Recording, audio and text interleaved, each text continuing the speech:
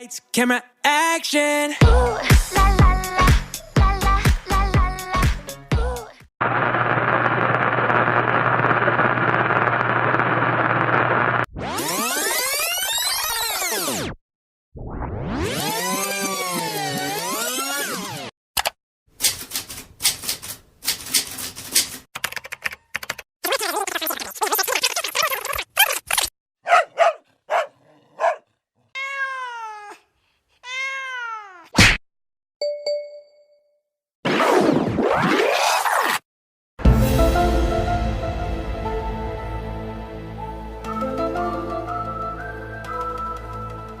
Spooky, scary skeletons and shivers down your spine.